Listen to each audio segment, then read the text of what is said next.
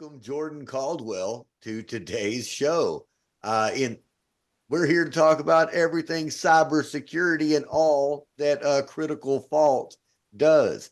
Now, we published a couple of videos here within the last few days, and in the upcoming week, having a short interview, a short call with you, discussing what you do. But for today's audience, let us hear exactly who you are and in the industry and what it is that you do, Jordan. Yeah. My name is Jordan Caldwell. I'm a co-founder of Critical Fault. We started it be 3 years ago in June, and we primarily focus on. There's lots of names for it: offensive security, red team, penetration testing. But essentially, that's us taking on the role of a bad guy and actually attacking security systems to find gaps in place. You mean We do you're a that both legal for the hacker? Is that what you mean? You're a hacker? yeah, white hat hacking. That's another term for it. I had heard that Um, term. So there's red hat, black hat, and white hat. Isn't that true? it's Red Hat is actually more affiliated with a company, but white hat and black, that's kind of like the good and the bad, and then there's a gray in the middle of Ooh, it's questionable their actions. I like that. I like that. So no, which realm do you operate in now? We're definitely in the white. We try to Okay. avoid any negative run-ins with the law if we can. So you're good guys. Okay. All right. So Yeah. what do you do as the good guys of the hacker world? So on the cyber side, I mean, it's what what you kind of think of and hear about with the bad guys doing with hacking.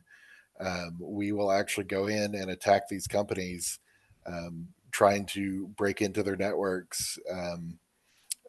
We do things as simple as phishing, which like usually email based or phone calls, and then all the way to actually running attacks on their networks with a huge list of different tools, same tools that a lot of times the bad guys use, seeing if we can find our way in and gain access to places where we technically shouldn't be. Sure. So you're looking for their vulnerabilities, is what you're doing. You're seeing where their weaknesses are so that you can help them, better their system. Is that what I'm understanding? Yeah, that's exactly it. Like I said, we pretend to be the bad guys, so hopefully we can find things before the actual bad guys come in and find them. Sure. So what does that look like once you find, their stress points? What do you do? What does implementation of a program with you look like?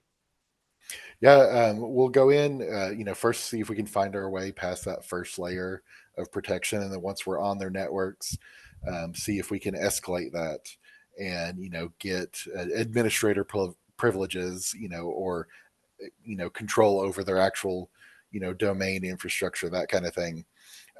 But essentially, imitating as much damage as we could do without actually causing true damage to their networks, documenting the whole way. There's a ton of screenshots that we always take, showing everything we do, and then we finalize it with going through a walkthrough with these guys and giving them a really detailed report. They're usually 100 plus pages long, uh, letting them know exactly what we did, how we did it, and then also giving recommendations. Sometimes it's as simple as configurations they can change, and we can walk them through that. Or sometimes they actually need to engage with more sophisticated outside parties to do a long term management of their network with them. Like putting a security system in place, basically. Yeah.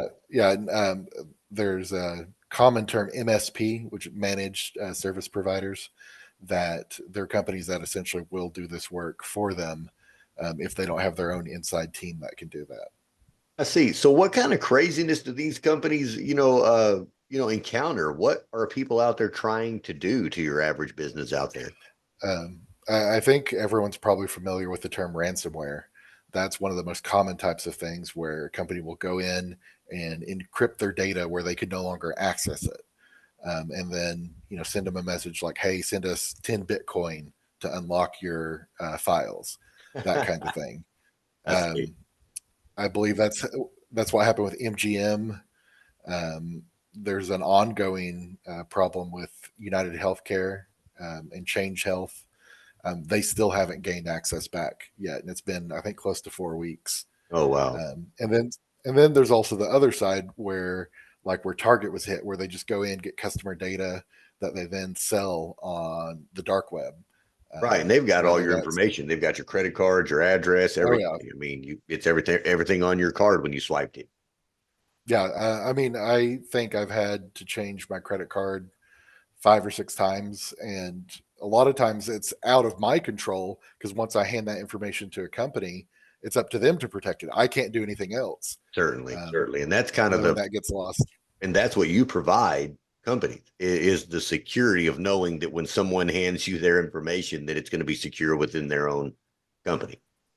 yeah, ideally we're that proactive engagement where we're getting there and helping to greatly reduce the risk. I'm never going to say anything's hack proof. There's always going to be some way in um, if someone's determined enough, but we definitely want to make sure they're not leaving any easy openings or anything like that.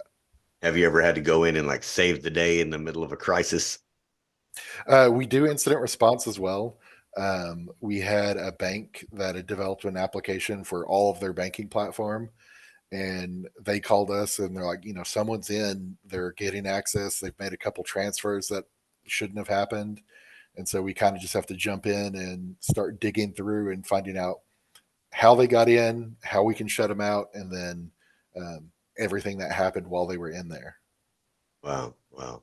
So, what all types of things have you had to encounter? Like when these people are doing these incidents, right? They've got things that are going on. There's alarms going off. There's things happening to their accounts and their computers.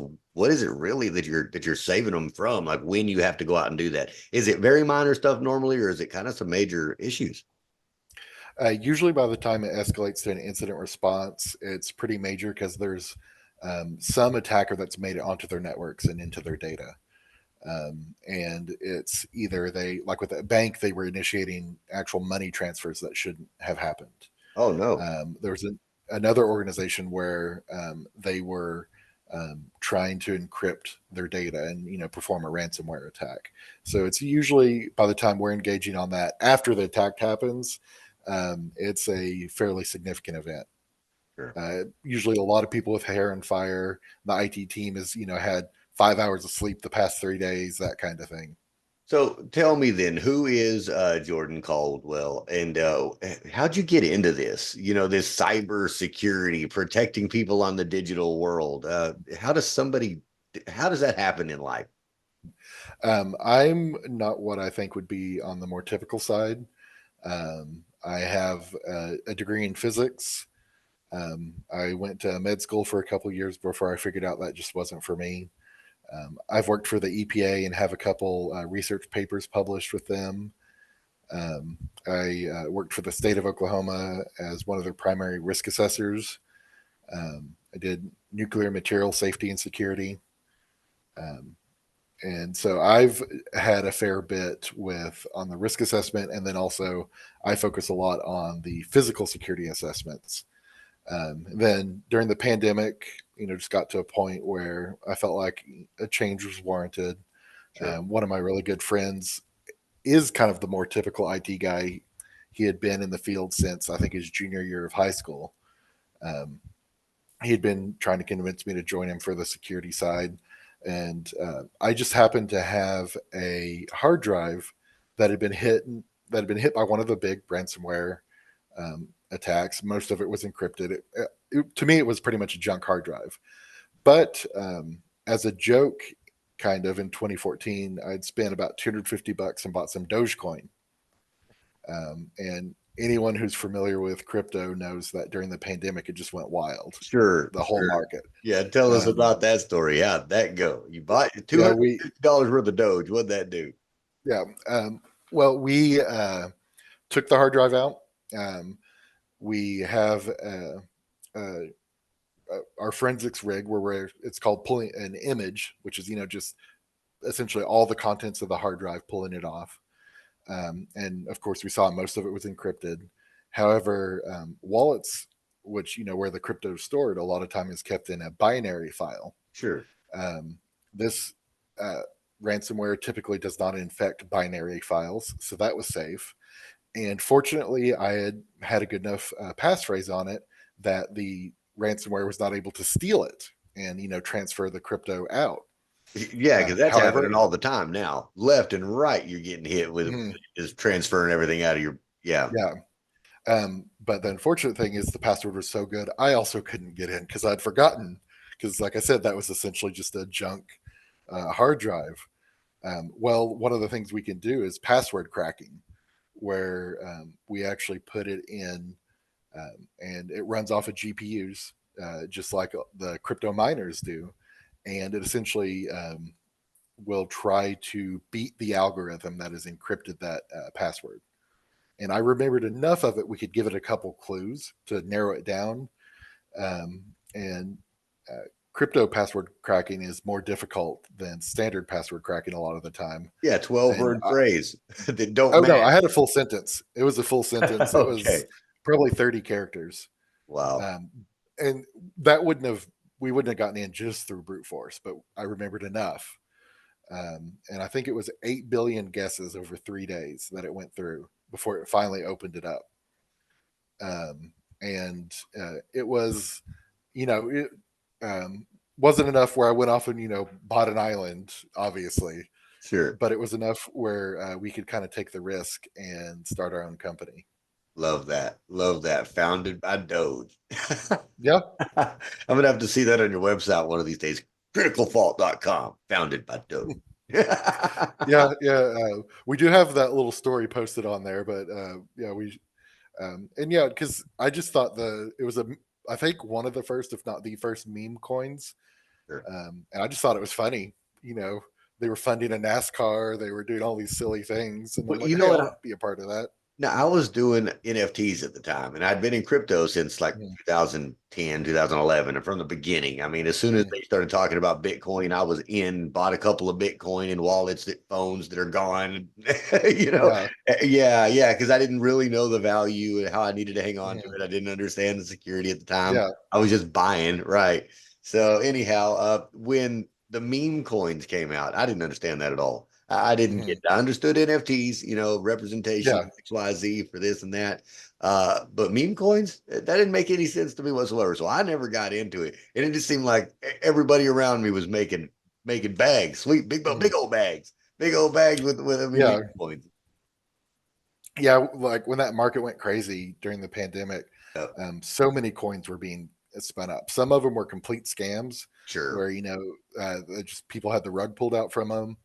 Um, but I haven't been as involved in it in the past couple years, but I think there's some that ended up sticking around. I think there's at least three or four that were based off of some joke about Elon. sure. Um, um, but there's definitely some. Uh, Doge was just kind of before that was a big trend Right. to make all these meme coins. Just the market wasn't as crazy. It wasn't something you were hearing about daily on the news. I think that's kind of really what spurred it is that you could turn on the news every day and they were some story about crypto was on there. And so people really just jumped on it and started making all these. But I mean, Doge is definitely still around. It's been relatively stable because it hit a peak and then dropped. I mean, of course, Bitcoin's up off its low again. Sure. Um, I think in a matter of time we're going to see another peak on it. Kind of that's just been its path. I don't think it's going to where it's survived. The whole Bitcoin's over. I think 3 or 4 times now. No, Bitcoin's here to stay, man. Bitcoin is here to Mhm. stay. Now, what are your thoughts or your knowledge on the central bank digital currency? I've only heard a little bit about it. I think I'd kind of be speaking out of my depth to say too much. Sure. Um, I mean, I think part of the reasoning is just to create a more secure uh, money exchange and transfer. Sure. Um, just like any technology, the blockchain and crypto have had their own problems. I think there's actually two separate forks of Ethereum now because of an incident that occurred Yeah. during one of its splits. And, just the whole calculation on the blockchain got off. So, I mean, it's still relatively new in the technology world. Um, but I kind of like the decentralized aspect of it, where no matter where you are, it's easy just to exchange it. But it'd be interesting to see where that would go if it goes anywhere Sure. and how that would be handled. Now, as far as the decentralized coins and things that are out there right now on chain, Mhm. man, I see nothing but opportunity for people, in places to where life is hard, in places to where you don't make a lot. There can be amazing returns in crypto for them, number one. Mhm. For two, to be able to generate it, right? To be Mhm. able to generate that, it's a global currency. It's a currency you can use anywhere in the world. It's exchanged for whatever it is, and it's way higher than the whatever it is they're making in that area. I know a lot of Mhm. people in some of the organizations that I'm a part of online uh, come from some of these third world countries that, man, they're making, $50, $60 a week, period, in American dollars. And Mhm. that's what their entire, family have to live on, or excuse me, a Mhm. month. And that's what their entire family live on. Yeah. And their kids at 18 to 21, 22 years old are coming to work for us, doing VA work and doing just work, in our Discord servers and things like that for 50 to $100 a week. Right. Mhm. So, yeah, right, right, right. So they're making, 4 to 8 times more than their parents are making for the entire month playing on their cell phone. This gives real opportunity to make a difference in a place where maybe their local system doesn't give opportunity. Yeah. And I mean, it definitely has some speculative elements and volatility left in it still, but I have not seen the short term volatility in the more solidified crypto Sure. as in some of these countries that have just had, insane hyperinflation of thousands of percent a year, if not worse. Um, I think it was Zimbabwe is kind of like the classic example where I mean you would have a stack of cash this big, to go buy a loaf of bread because of Sure. how crazy their inflation got. And um, it does have the potential to provide a more stable than that, at least cash resource outside of one's country. Now, on the centralized nature of this, right? Our own country putting in a digital currency, which to me it makes sense. I mean, it does make sense. If I was going to design a financial system with modern technology, of course you would do it on the blockchain. It's immutable. It's Mhm. trackable, traceable, immutable. There's no reason not to do it that way. Um, it really takes out the guesswork when you're wondering, well, what happened to the XYZ dollars? Where did they go? Well, Mhm. there it is. It's on chain. You can look and find out. No longer do we wonder how much is actually in circulation, how much is being, inflated, how much is being hidden away, how much we Mhm. actually know. Those numbers are real and you get to start over. So it makes sense from that standpoint.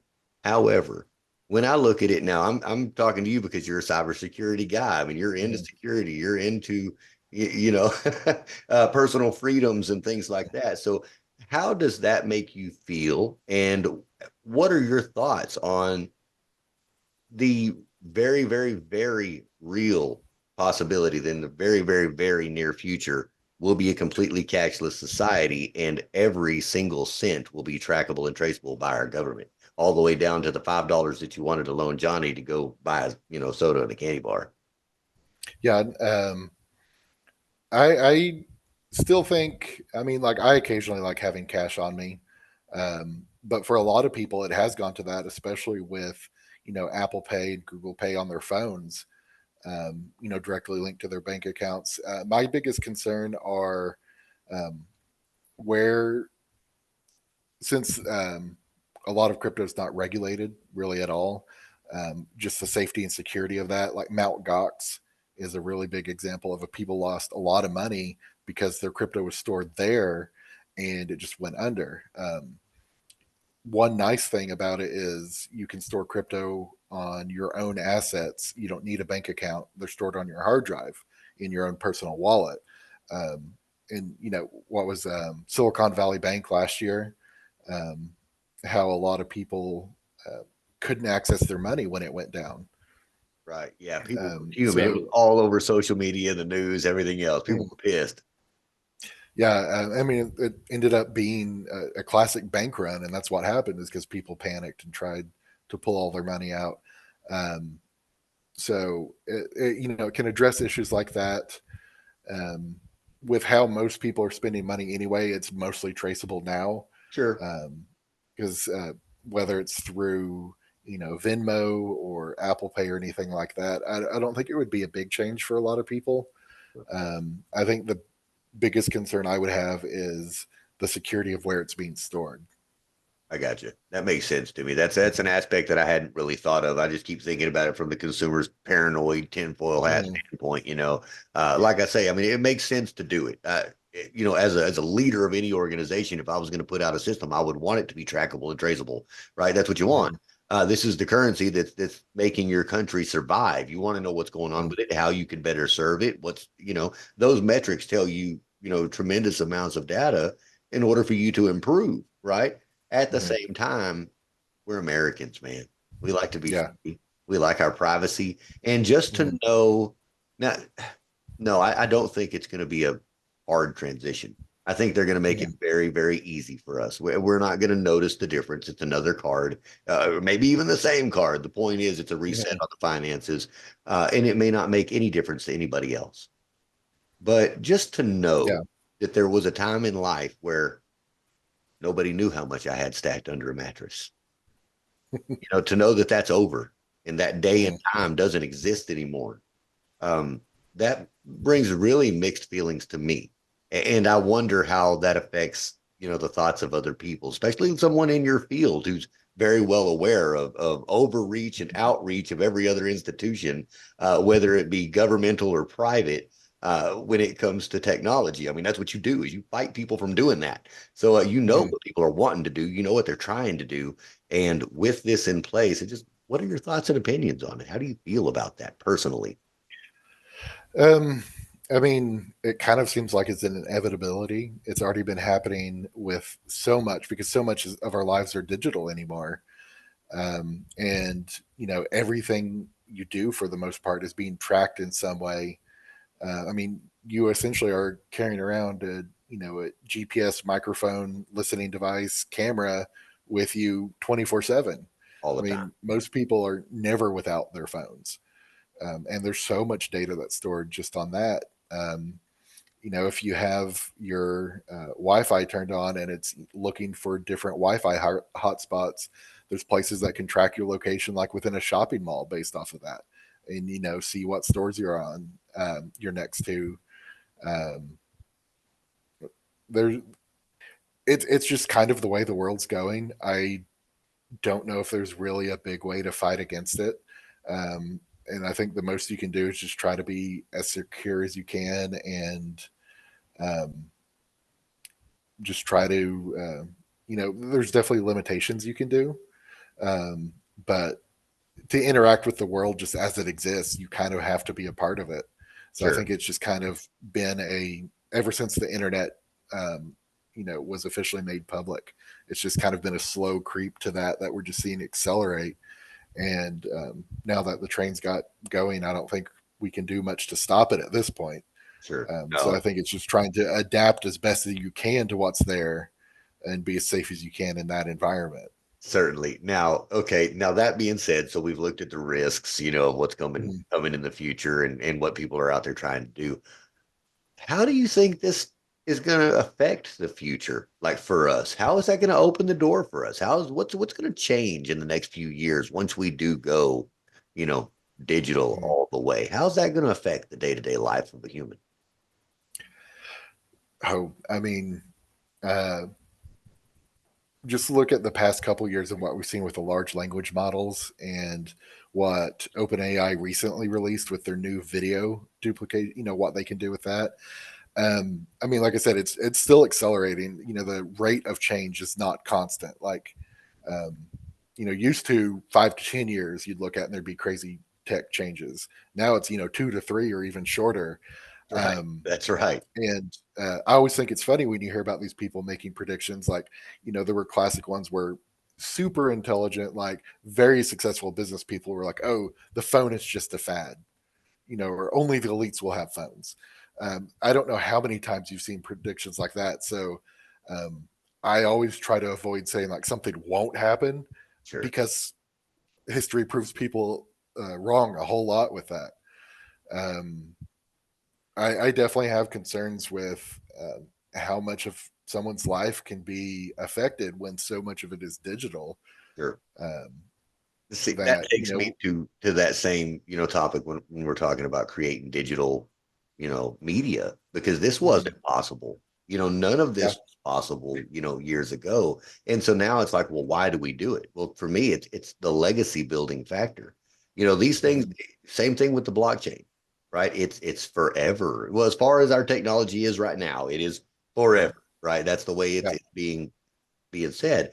This gives mhm, us the opportunity to you don't have to wonder what your parents or grandparents or great great grandparents were like or the things that they went through. It's mhm, documented. Look, I know that unintentionally, the last 20, 25 years of my life has been video documented on the mhm, internet, right? It's on different platforms that have come and gone. It's on different video, mhm, channels, all sorts of media attention, blog articles, podcasts, social media platforms, websites themselves, articles that have been written, all of these mhm, things. And, we have looked at it in our generation as just a part of life.